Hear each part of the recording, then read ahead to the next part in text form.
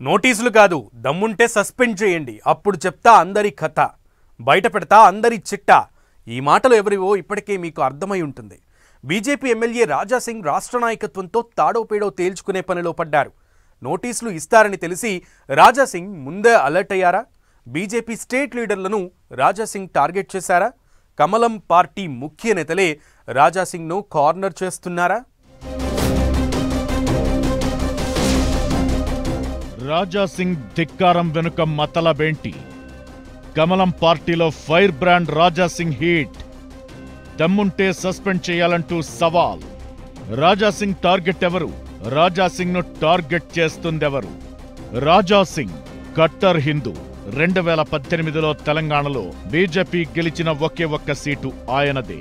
తెలంగాణలోనే కాదు, north states లో రాజాసింగ్ కు ఉన్న క్రేజ్ అంతా ఇంతా కాదు.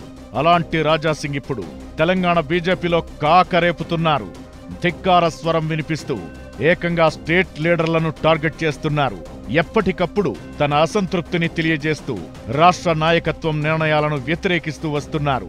పాత సామాన్లను బయటకు పంపితే పార్టీ బాగుపడుతుందని డాక్టర్ లక్ష్మణ్ కిషన్ రెడ్డి లాంటి నాయకులపై ఇండైరెక్ట్ కామెంట్స్ చేసి చర్చకు దారి తీశారు రాజాసింగ్. హైదరాబాద్ స్థానిక సంస్థల ఎమ్మెల్సీ అభ్యర్థి ఎంపిక విషయంలోనూ, ఎంపీ అభ్యర్థిగా మాధవీలత సెలక్షన్, గోల్కొండ జిల్లా అధ్యక్ష పోస్టు విషయంలో ఇలా అడపాదడపా రాష్ట్ర నాయకులపై రాజాసింగ్ తన గళం వినిపిస్తూ వస్తున్నారు.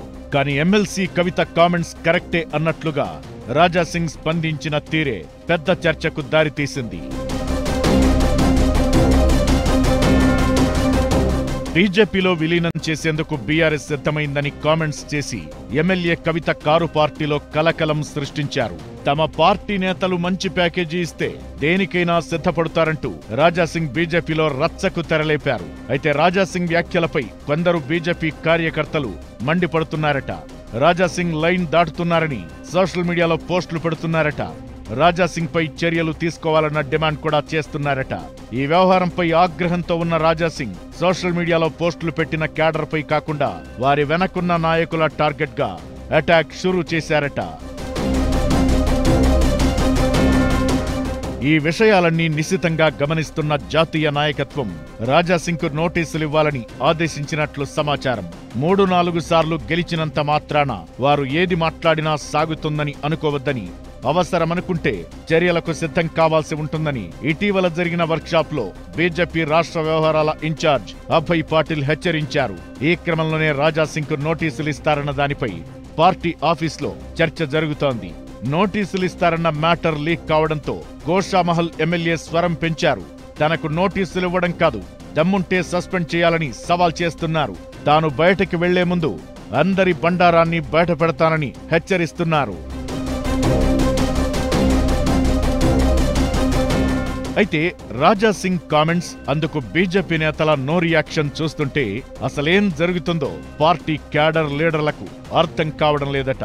బీజేపీని రాజాసింగ్ టార్గెట్ చేస్తున్నారా, లేక రాజాసింగ్ నే రాష్ట్ర పార్టీ నేతలు టార్గెట్ చేస్తున్నారా అనేది అర్థం కావడం లేదట.